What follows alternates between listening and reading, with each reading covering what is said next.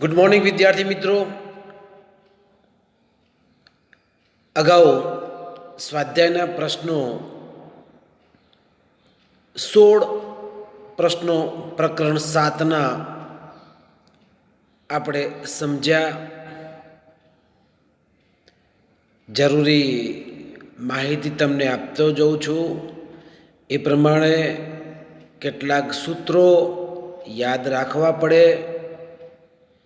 તમારે કેટલાક સૂત્રો છે તે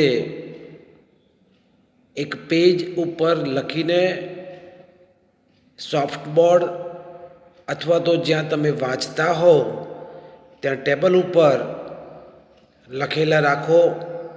વારંવાર એની ઉપર દિવસમાં 2-4 વખત પણ જો નજર જશે તો ધીમે ધીમે એ સૂત્રો તમને આત્મસાત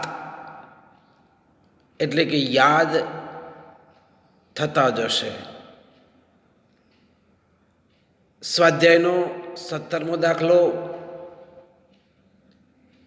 1 મીટર પટ્ટી તેના મધ્યે છરીની ધાર પર સંતુલિત છે.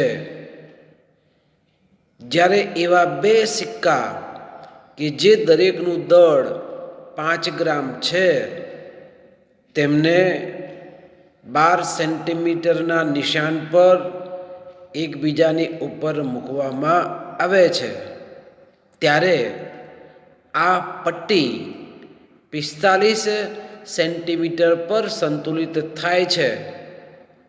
આ મીટર પટ્ટીનું દળ શું હશે? અહીંયા એક મીટર પટ્ટી છે અને એ છરીધાર પર, છરીધાર એટલે મેં સમજાવ્યું હતું આવા 2 ટેકાઓ,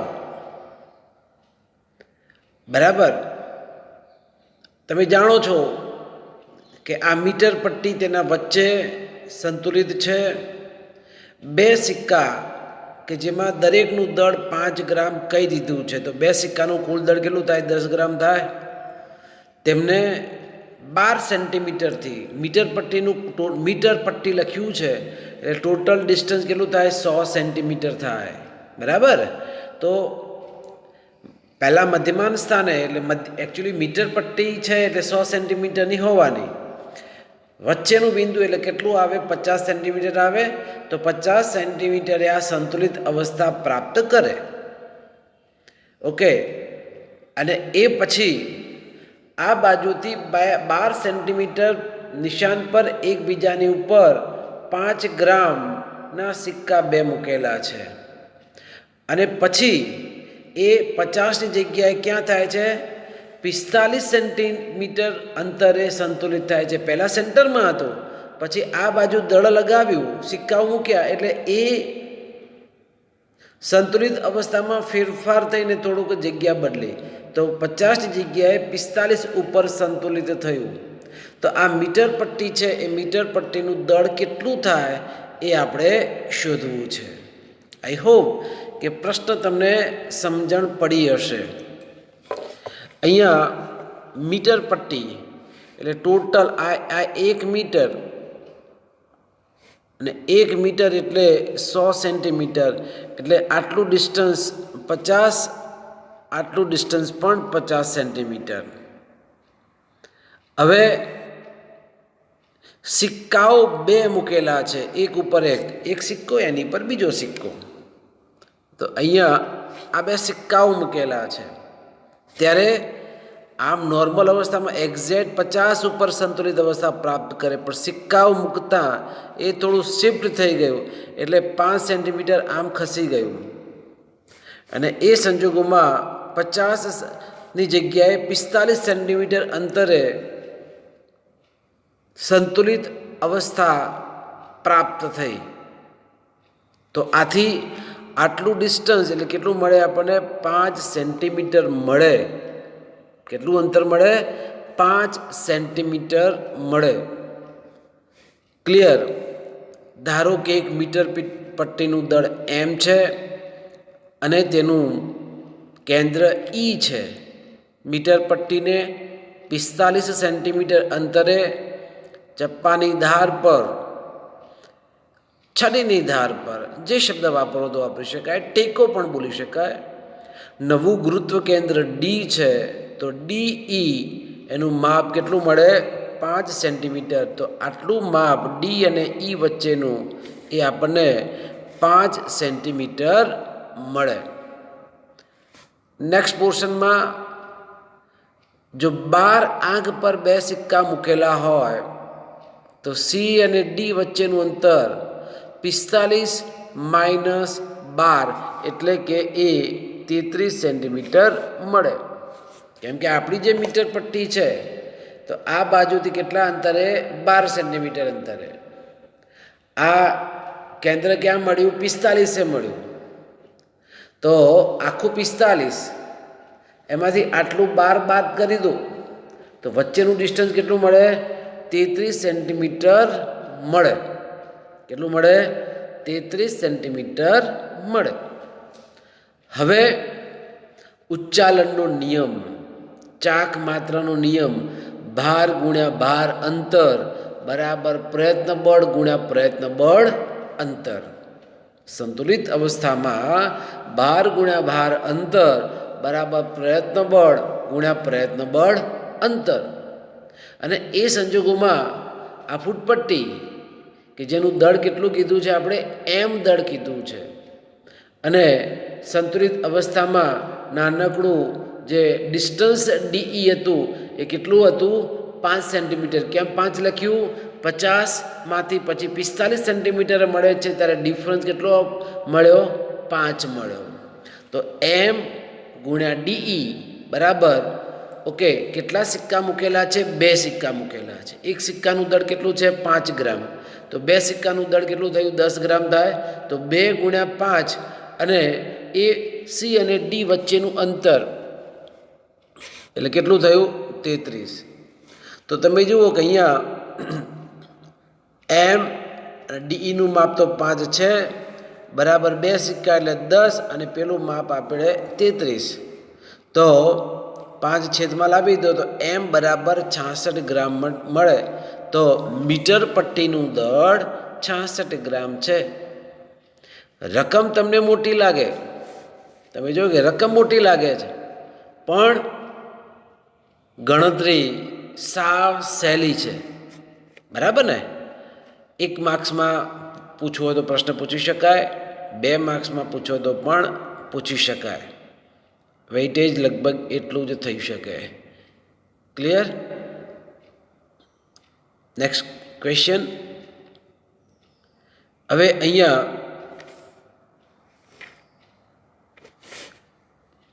18મો પ્રશ્ન.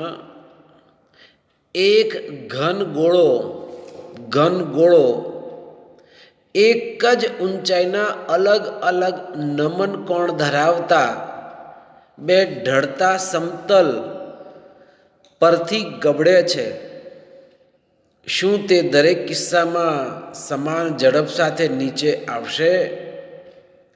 શું એક સમતલ કરતાં બીજા સમતલ પર વધુ સમય લેશે? જો એમ હોય તો કયા સમતલ પર અને શા માટે? અહીંયા તમે જુઓ,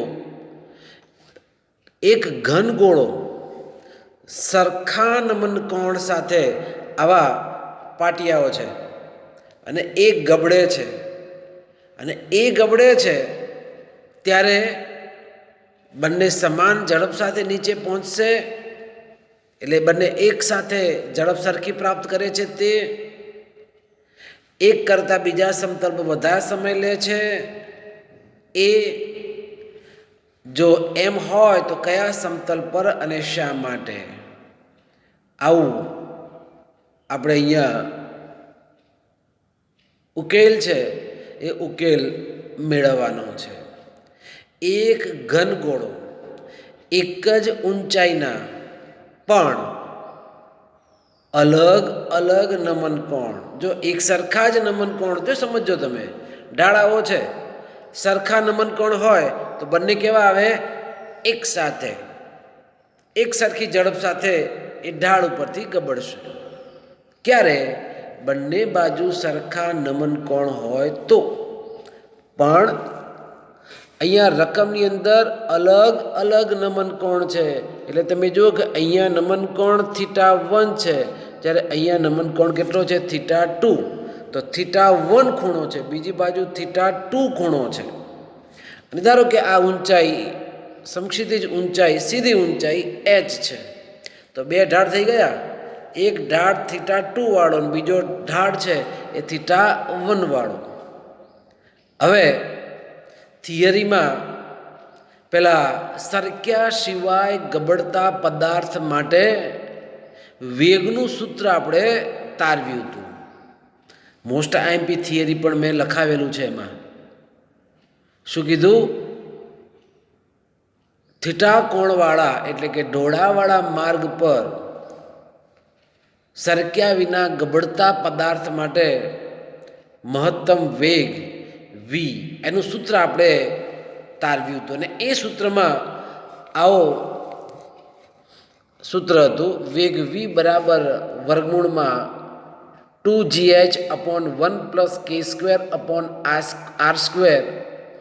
જ્યાં g એટલે ગુરુત્વ પ્રવેગ, h એટલે ઊંચાઈ, k એટલે ચક્રાવર્તનની ત્રિજ્યા, r એટલે એ ગોળાની ત્રિજ્યા. તો આ સૂત્ર હતું. તમે જો કે સૂત્રમાં ક્યાંય થીટા ખૂણોનું આવે છે? ના. તો હંમેશા યાદ રાખવાનું, કોઈ પણ સૂત્ર હોય અને એ સૂત્રમાં જો ભૌતિક રાશિ એનો ઉલ્લેખ હોય જ નહીં, તો એ પરિબળ એ જવાબ સાથે નિસ્બત ધરાવતું નથી. કદાચ શરૂઆતમાં સાબિતીમાં એની જરૂર કદાચ પડતી હોય, પણ અંતે એ સૂત્રમાં એ હોય જ નહીં, તો એ ફાઇનલ પરિણામ સાથે આધારિત હોતું નથી એમ આપણે કહી શકીએ. અહીંયા ગોળો છે અને ગોળા માટે ચક્રાવર્તની ત્રિજ્યા k બરાબર √2/5r છે. ગોળા માટે ચક્રાવર્તની ત્રિજ્યા k બરાબર √2/5 × r. તો અહીંયા k² છે, તો વર્ગમૂળ નિશાની જતી રહેશે, એટલે 2/5 r ની જગ્યાએ r² લખ્યું આપણે. બરાબર. આ સૂત્ર શું થયું? યાદ રાખવાનું થયું. મેં કોષ્ટક તમને યાદ રાખવાનું કીધેલું છે. તો ગોળા માટે ચક્રાવર્તની ત્રિજ્યા k બરાબર શું પરિણામ મળે? √2/5 × r. અને આ જો પરિણામ જો મૂકવામાં આવે તો અહીંયા k² ની કિંમત જો અહીંયા મૂકવામાં આવે આ સૂત્રની અંદર, તો r² કેન્સલ થઈ જાય. તો વેગ v બરાબર √2gh/1 + 2/5. સાદુરૂપ આપો, 5 × 5 = 7, છેદના 5 ક્યાં જતા રહેશે? ઉપર. તો વેગ v બરાબર 10/7 gh મળે. એટલે કે જે ઢાળ ઉપરથી ગબડતો પદાર્થ છે એનો અંતિમ વેગ કેટલો હશે? વર્ગમૂળમાં 10/7 gh. જેટલી ઊંચાઈ વધારે એટલો વેગ કેવો આવશે? વધારે મળશે. કેમ કે g ગુરુત્વ પ્રવેગ તો અચળ હોય. આપણે ટેન્ટેટિવ કેટલો લઈએ છીએ? 10 લઈએ છીએ ને, 10 મીટર/સેકન્ડ². તો આપેલા સૂત્રની અંદર ખૂણાવાળું પદ નથી, એથી તળિયે આવતા ગોળાનો વેગ ખૂણા પર આધારિત નથી. આથી બંને ઢાળ પરથી નીચે આવતા ગોળાનો વેગ સમાન હશે. તો આપેલા જે પ્રશ્નના સંદર્ભમાં શું દરેક કિસ્સામાં સમાન ઝડપ સાથે નીચે આવશે? તો હા. કેમ હા? કેમ કે અહીંયા આપેલા સૂત્રમાં કોઈ ખૂણો નથી, એટલે કે ઢાળવાળું પદ નથી, એટલે કે ખૂણા પર આધારિત નથી. માટે બંને સમાન વેગથી નીચે આવશે. શું એક સમતલ કરતાં બીજા સમતલ પર વધુ સમય લેશે? હવે તમે જુઓ, બંને ઢાળ પરથી નક્કર ગોળાને ગબડવામાં આવે તો ઢાળ એક અહીંયા એ સીધો ઢાળ છે. તમે દેખો આ ઢાળ એના કરતાં ઓછો છે. એનો મતલબ એ થાય તમે લપસણી લપસતા આ રીતે લપસણી કરો તો તમે ફટાફટ નીચે આવશો. પણ આવો આડો ઢાળ હોય, ઢાળ ઓછો હોય તો તમને શું લાગે? વાર લાગે. કોઈ વોટર પાર્કમાં કે એમાં તમે ગયા હો, સ્વિમિંગમાં અલગ અલગ રાઇડ્સ આવે, ઉપર લપસો ને તમે પાણીમાં જાઓ ને, તો જો વધારે આ રીતે ઢાળ હશે તો તમે ફટાફટ પાણીમાં નીચે આવી જશો. પણ ઢાળ ઓછો હશે તો તમને એના કરતાં થોડીક વધારે વાર લાગે. બરાબર? તો આ જે પહેલો ભાગ છે એમાં સમય કેવો લાગે? ઓછો લાગે. આ બીજો છે એમાં સમય કેવો લાગશે? વધારે લાગશે. બરાબર? વેગ તો સરખા છે ને, આપણે વેગ સરખા છે પણ સમયમાં ફેરફાર થવાનો. પછી અહીંયા પ્રશ્ન કીધું છે શા માટે? તો તમે જુઓ θ1 એનો ઢાળ વધારે છે θ2 કરતાં. તો અહીંયા હા, ઢાળ 2 માટે વધુ સમય લેશે. કારણ શું છે? એનો ઢાળ છે θ2 ઓછો છે, θ1 ઢાળ વધારે છે. બરાબર? અને આ સંદર્ભમાં તમે આ પોર્શન કદાચ ન લખો તો પણ ચાલે.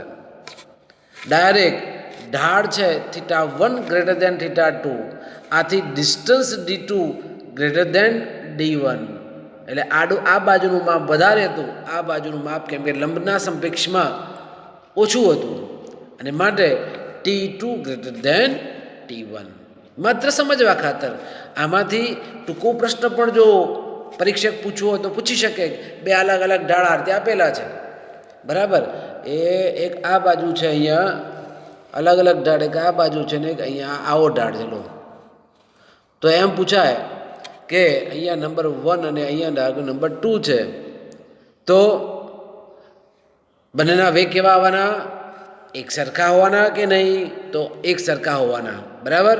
બીજું, કયા ઢાળમાં સમાન દળવાળો ગોળો, ધારો કે આપણે નીચે આવવા દઈએ છીએ ત્યારે કયા ઢાળ પર ગોળો જલ્દી પહોંચે? તો 2 ઢાળ ઉપર. કોણ વધારે સમય લેશે? તો એક વાળો વધારે સમય લેશે. તમે જો આ અંતર કેવું છે? વધારે છે. ઢાળ ઓછો છે માટે સમય છે એ સમય કેવો લેશે? વધારે લેશે. એટલે આવા આ MCQ લેવલમાં આવી આકૃતિ આધારિત પ્રશ્ન જો પૂછવો હોય તો પૂછાઈ શકાય. બરાબર? ક્લિયર?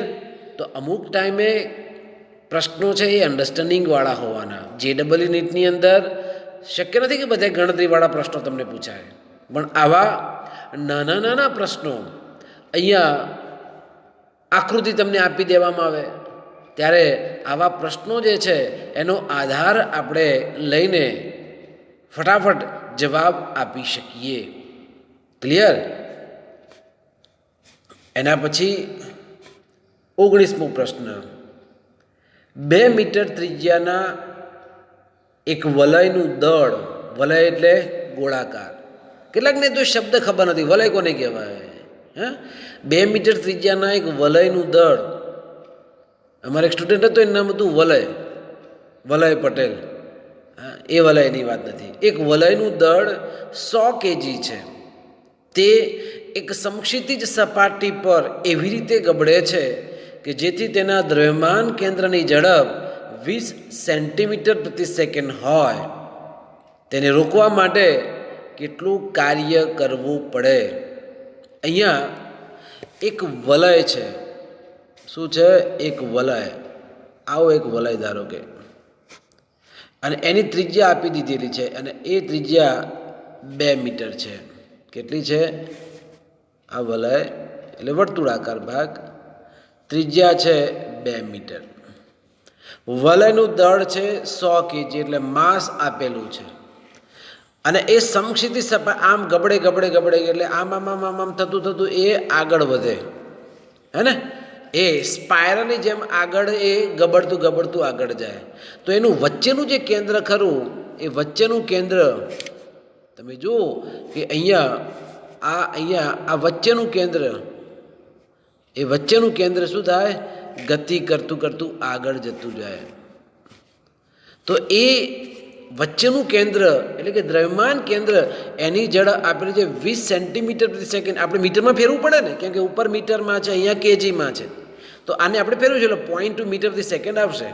તો આની ઝડપ, દ્રવ્યમાન કેન્દ્રની ઝડપ 20 સેન્ટીમીટર પ્રતિ સેકન્ડ છે, તો રોકવું છે એને, ઊભું રહી જા, ચાલ બસ.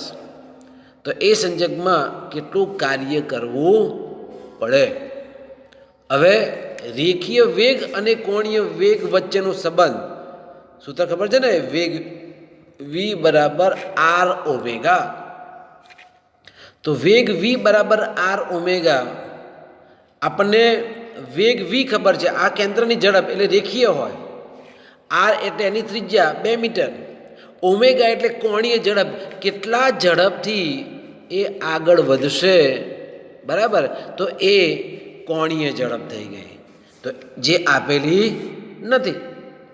તો અહીંયા આ આપેલું છે વેગ v એટલે 0.2, r ત્રિજ્યા 2 મીટર, તો કોણીય વેગ ઓમેગા બરાબર 0.1 રેડિયન પ્રતિ સેકન્ડ જેટલો જવાબ મળે. તો હવે આ જે વલય છે, પ્લેટ છે, તકતી છે, એનો કોણીય વેગ 0.1 રેડિયન પ્રતિ સેકન્ડ મળ્યો. હવે ગોળ ફરે છે એટલે એની જડત્વની ચાક માત્રા તો હોવાની. ઓકે, રિંગ છે, વલય છે, અને આથી એની જડત્વની ચાક માત્રા, આઈનું સૂત્ર વલય માટે, રિંગ માટે mr². સૂત્ર પાછું પેલું મેં કીધું હતું, યાદ રાખવાનું કે વલય એટલે કે રિંગ માટે જડત્વની ચાક માત્રા I બરાબર mr². એમ વલયનું દળ કેટલું આપેલું હતું? 100 આપેલું હતું. એની ત્રિજ્યા કેટલી આપેલી હતી? 2 આપેલી છે, 2 મીટર આપેલી છે. તો અહીંયા કિંમત મૂકો તો 100 ગુણ્યા 2નો વર્ગ એટલે 400 કેજી મીટર સ્ક્વેર.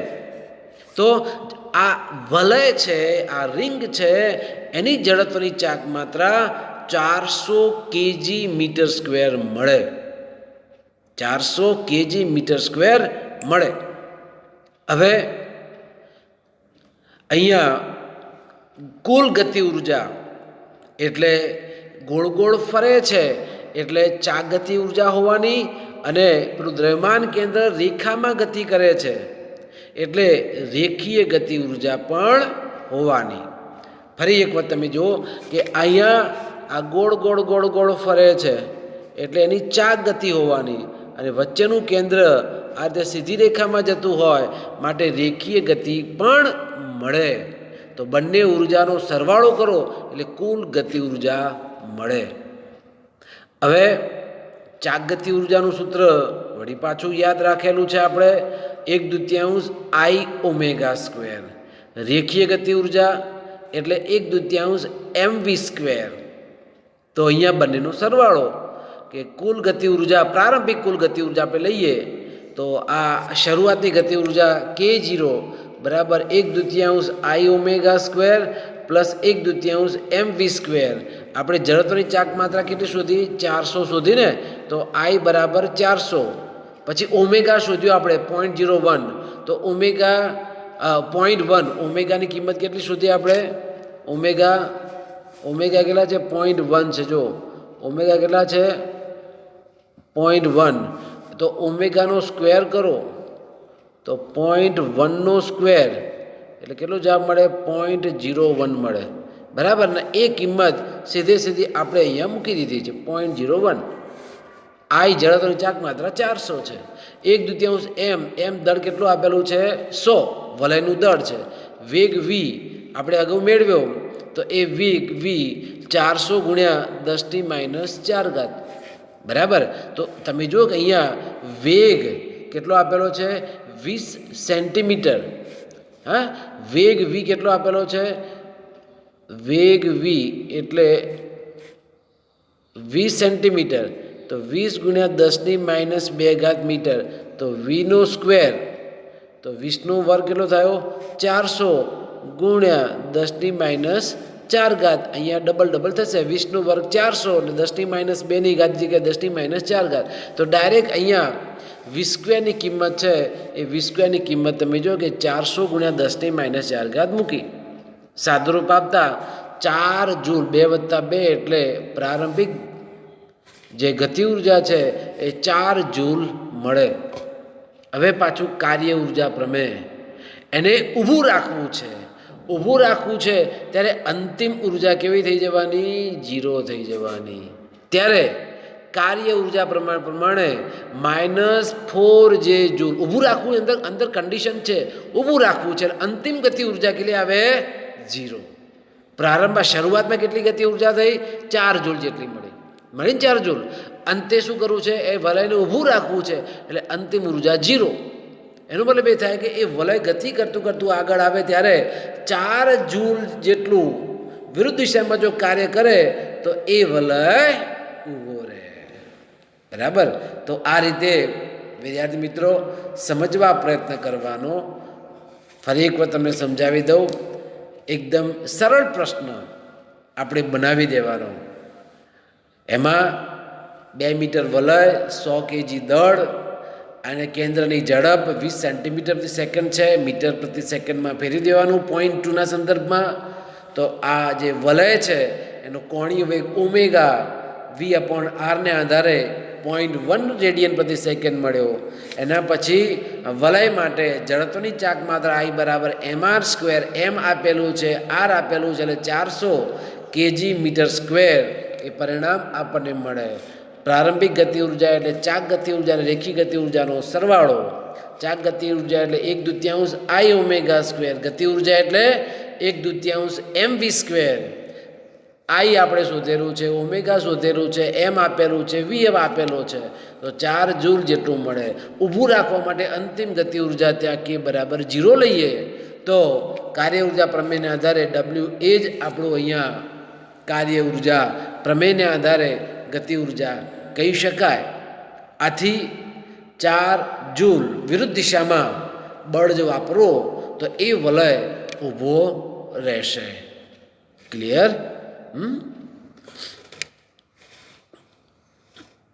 20મો પ્રશ્ન. ઓક્સિજન અણુનું દ્રવ્યમાન, ઓક્સિજન એટલે O2 ગોળાકાર હોય ને, તમે જો કે અહીંયા ગોળાકાર તમને તરત ખ્યાલ આવવો જોઈએ કે ઓક્સિજન ગોળ, એના ઓર્બિટની અંદર આપણે રચના દોરીએ છીએ. કેમિસ્ટ્રીની અંદર તમે જુઓ તો એમાં ન્યુક્લિયસ, બરાબર, આજુબાજુ ઇલેક્ટ્રોનની ગોઠવણી આપણે હંમેશા ગોળ દોરીએ છીએ. તો ઓક્સિજન અણુનું દ્રવ્યમાન 5.3 × 10⁻26 kg અને તેના કેન્દ્રમાંથી પસાર થતી તેના 2 અણુઓને જોડતી રેખાને લંબ એવી અક્ષને અનુલક્ષીને જડત્વની ચાક માત્રા 1.94 × 10⁻46 kg મીટર સ્ક્વેર છે. ધારો કે કોઈ ગેસમાં આવા અણુની સરેરાશ ઝડપ 500 મીટર પ્રતિ સેકન્ડ છે અને તેના પરિભ્રમણની ગતિ ઉર્જા એ તેના સ્થાનાંતરણની ગતિ ઉર્જાથી 2/3 છે. તો અણુનો સરેરાશ કોણીય વેગ શોધો. ફરી જરા રકમ જોઈએ. શું આપેલું છે? ઓક્સિજન અણુનું દ્રવ્યમાન આપેલું છે અને એ ઓક્સિજન અણુનું દ્રવ્યમાન 5.3 × 10⁻26 kg. પછી તેના દ્રવ્યમાન કેન્દ્રમાંથી પસાર થતી અને 2 અણુની જોડતી રેખાને લંબ અક્ષને અનુલક્ષીને ચાક ગતિ ફરે છે. તો જડત્વની ચાક માત્રા આપેલી છે 1.94 × 10⁻46. કોઈ ગેસમાં આવા અણુની સરેરાશ ઝડપ ધારો કે 500 મીટર પ્રતિ સેકન્ડ છે તો પરિભ્રમણની ગતિ ઉર્જા એ તેના સ્થાનાંતરની ગતિ ઉર્જાથી 2/3 છે.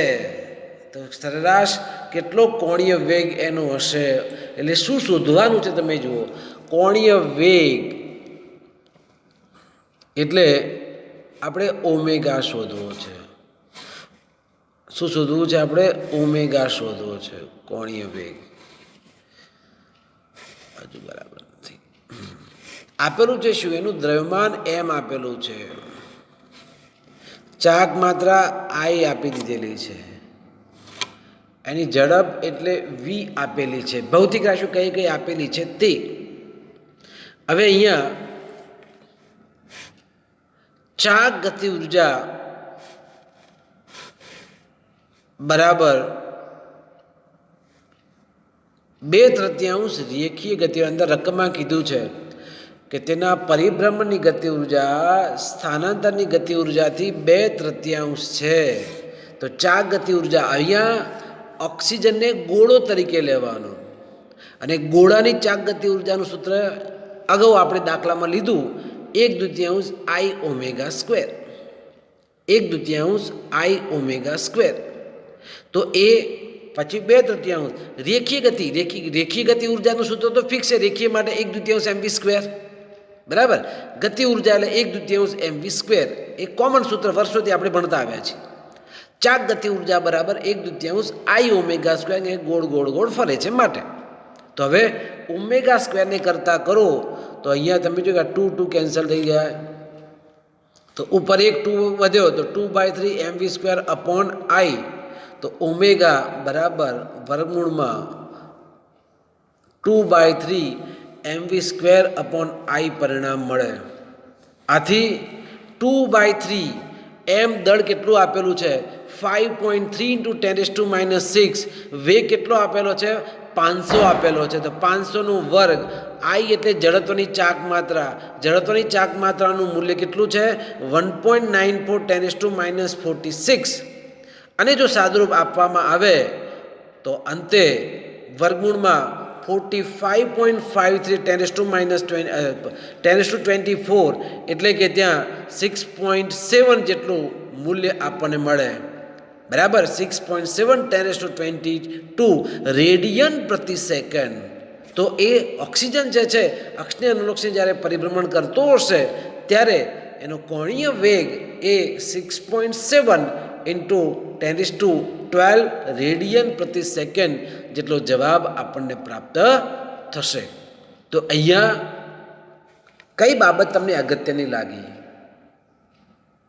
આપેલી માહિતી કઈ ખ્યાલ આવ્યો? દળ એમ આપેલું છે, ચાક માત્રા I આપેલી છે, રેખીય ઝડપ V આપેલી છે, પણ અહીંયા પેલી કન્ડિશન જે હતી એના આધારે આપણે જવાબ શોધી દીધા કે પરિભ્રમણની ગતિ ઉર્જા એ સ્થાનાંતરની ગતિ ઉર્જાથી 2/3 છે.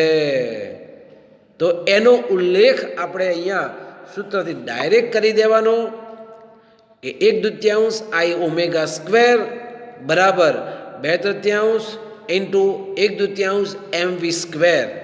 અને પછી તો સીધી સીધી કિંમતો જ મૂકવાની છે.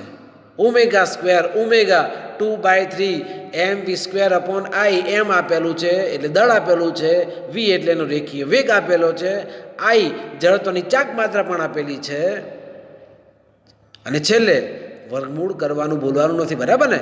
અને અંતે 6.7 10⁻12 રેડિયન પ્રતિ સેકન્ડ જેટલો જવાબ છે એ જવાબ આપણો આવ્યો. વિદ્યાર્થી મિત્રો, હવે સ્વાધ્યાયનો 21મો પ્રશ્ન.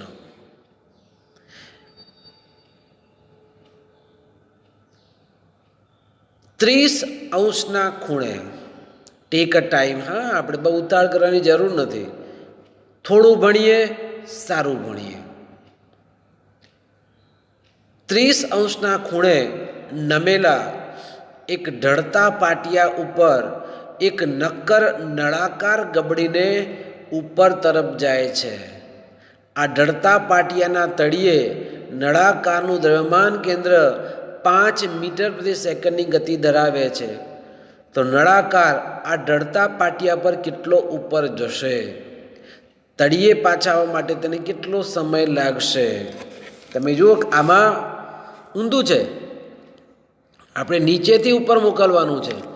આવું ઢળતું પાટિયું છે, અહીંયા આવો નળાકાર છે કોઈ, અને એ નળાકાર જે છે એને ઉપર મોકલવાનો છે. અને એનો શરૂઆતનો વેગ કેટલો આપેલો છે 5 મીટર પ્રતિ સેકન્ડ. ઉપર ધક્કો મારો, આ નળાકાર છે, બરાબર. તો આ ઢાળ ઉપર આમ ઉપર ધક્કો મારો 5 મીટર પ્રતિ સેકન્ડથી, તો એ કેટલો ઉપર જઈને ઊભો રહેશે? અને પાછું શું થશે? એ ગબડીને ક્યાં આવવાનું? પાછો નીચે જ આવવાનો છે.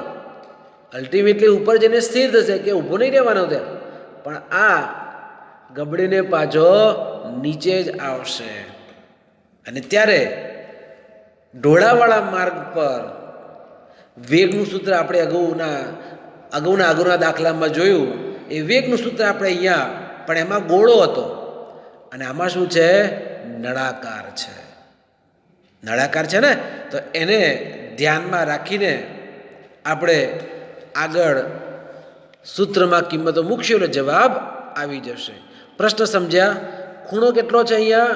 30° ખૂણો છે. તો જે પાટિયું છે એ 30° ખૂણે રહેલું છે અને 5 મીટર પ્રતિ સેકન્ડથી એ ઉપર તરફ ધક્કો વાગતા જાય છે. અને એ કેટલું ઉપર જશે એ લંબ h હાઈટ આપણે શોધવી છે. હવે અહીંયા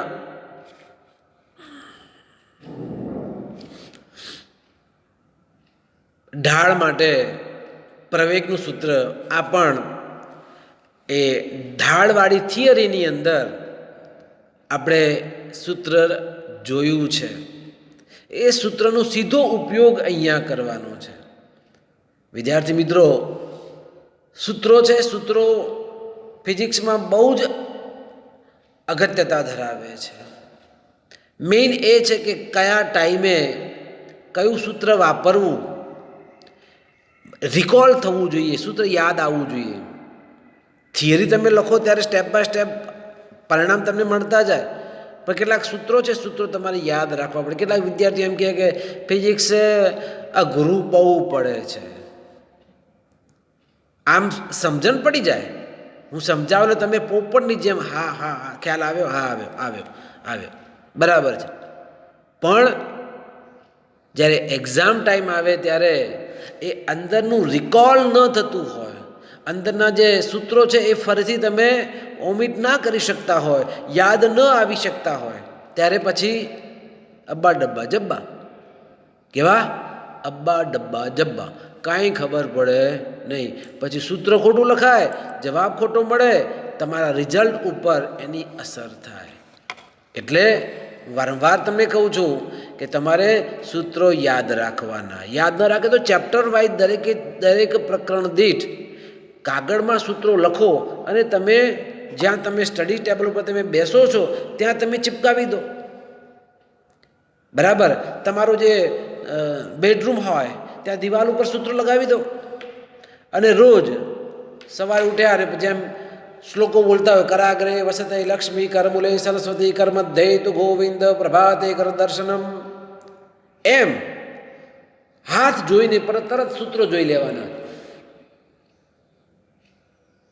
ટાઈમ લાગશે, શરૂઆતમાં 10 મિનિટ લાગે છે, પછી ધીમે ધીમે હેબિચ્યુટેડ તમે થતા જશો એટલે ત્યારે તમે ખ્યાલ આવો કે આનું સૂત્ર આ જ આવે, આ ચેપ્ટરનું આ સૂત્ર છે, આ ચેપ્ટરનું આ સૂત્ર છે. તમને તરત જ મજા આવશે. ટ્રાય કરજો. હું કંઈ તમારા ઘરે જોવા નથી આવવાનું, પણ આવું કરવું પડશે તો જ સારા માર્ક્સ ભૌતિક વિજ્ઞાનમાં મળશે, તો જ JEE અને નીટ જેવી એક્ઝામમાં સારો સ્કોર તમે કરી શકશો. બરાબર? ચાલો આપણે હવે અહીંયા દાખલામાં આગળ વધીએ. તો એ ઉપર તરફ જ્યારે નળાકાર જાય છે ત્યારે પ્રવેગનું સૂત્ર હતું, પ્રવેગ એ બરાબર -g sin θ. ઢાળ કેટલો હતો? 30નો આપેલો છે આ પ્રશ્નમાં. -g 1 + k²/r². અહીંયા નળાકાર છે, તો નળાકાર માટે ચક્રાવર્તની ત્રિજ્યા k બરાબર r/√2. ગોળા માટે જુદું હતું, અહીંયા પણ જુદું પરિણામ મળે. તો અહીંયા k² બરાબર r²/2 આ સૂત્રની અંદર જો કિંમત મૂકો તો એ બરાબર -g, જીની કિંમત કેટલી આવવાની છે? 9.8 sin θ. થીટા કેટલો છે? ઢાળનો 30 છે. 1 + અહીંયા 1/2, કેમ કે ત્રિજ્યા 1 છે, તો 1 + 1/2 sin 30ની કિંમત કેટલી થાય? જાણો છો ને, sin 30 એટલે 1/2. 37 એટલે 1/2, અને જો કિંમત મૂકવામાં આવે તો પ્રવેગ છે, પ્રવેગ એ -3.267 મીટર પ્રતિ સેકન્ડ સ્ક્વેર મળે. એટલે કે આ નક્કર નળાકાર જે છે એ નક્કર નળાકાર ત્રિસહસ્રના ઉપર ખૂણા ઉપર ઢાળના ઉપર તરફ જશે ત્યારે એનો પ્રવેગ છે એ -3.267. માઇનસ કેમ? ક્રમશઃ એ પ્રવેગ ઘટે ઉપર તરફ જાય છે, માટે નીચે તરફ પ્લસ થશે, ઉપર તરફ માઇનસ થશે, માટે ત્યાં માઇનસ જવાબની સાઇન આપણે કરેલી છે. હવે જ્યારે અંતિમ ઊભો રહી જાય એટલે એનો વેગ કેવો થઈ જવાનો? એ 0 થઈ જશે. તો અંતિમ મહત્તમ ઊંચાઈએ અંતિમ વેગ v બરાબર 0. હવે આપણું ગતિનું સમીકરણ v² - v0², અહીંયા માઇનસ સાઇન હોય, v², અમુક ક્યાંક નાની મિસ્ટેક હોય આપણે સુધારી શકીએ. આપણું સૂત્ર પેલું અચળ પ્રવેગ ગતિનું સમીકરણ હતું ને, v² - v0² બરાબર 2ad. તો એના આધારે અંતિમ વેગ કેવો થયો? ઉપર 0. પ્રારંભિક વેગ કેટલા વેગથી ઉપર તરફ જાય છે? 5 મીટર પ્રતિ સેકન્ડ લખેલું હતું, રકમમાં છે, આપેલું છે. તો 0 - 5નો વર્ગ = 2. એક પ્રવેગ કેટલો મળ્યો? -3.267 × d. તો સાદુરૂપ આપતા d લગભગ 3.83 મીટર મળે. એટલે કે આ જે ઢાળ ઉપર જશે આટલા પ્રવેગથી 3.267, તો એ ઢાળ ઉપર 3.83 મીટર જેટલું ઉપર જઈને એ ઊભો રહી જશે નળાકાર. તો નળાકારે કેટલું અંતર કાપ્યું? એણે 3.83 મીટર જેટલું અંતર એ કાપશે. ચાલો, એ કાપ્યું, આવી ગયું. પહેલો પોર્શન આપણો પૂરો. અહીંયા તમે જુઓ કે અહીંયા નળાકાર આ ઢળતા પાટિયા પર કેટલો ઉપર જશે? તો એ ઢળતા પાટિયા ઉપર એણે 3.83 મીટર જેટલું અંતર કાપીને ઉપર જશે. હવે મેં હમણાં કીધું કે ઉપર ઊભો નહીં રહે તો ગબડીને ક્યાં આવવાનો? નીચે તરફ આવશે. તો અંતર તો 3.83 જ કાપવાનું થયું એને. તો ઉપર સ્થિર થઈ જાય તો પ્રારંભિક વેગ કેવો થાય એનો? 0. પ્રારંભિક વેગ કેવો આવવાનો? 0. તો એ સંદર્ભમાં પ્રવેગ એ ઉપર તરફ પ્રવેગ આપણે માઇનસ લખ્યો, -3.267. નીચે તરફ એ જ પ્રવેગ કેવો લેવાનો? પ્લસ લેવાનો. તો એ બરાબર +3.267. અંતર તો એટલું ને એટલું જ મળે, જેટલું ઉપર ગયું એટલું જ નીચું આવશે ને, 3.83. તો ગતિનું સમીકરણ d બરાબર v0t + 1/2 at². તમે જો કે બંનેમાં સૂત્રો જુદું જુદું વાપર્યું. અહીંયા v² - v0² upon 2, આમ માઇનસની સાઇન છે, યાદ રાખજો, ભૂલાય નહીં, કરેક્શન કરી નાખજો.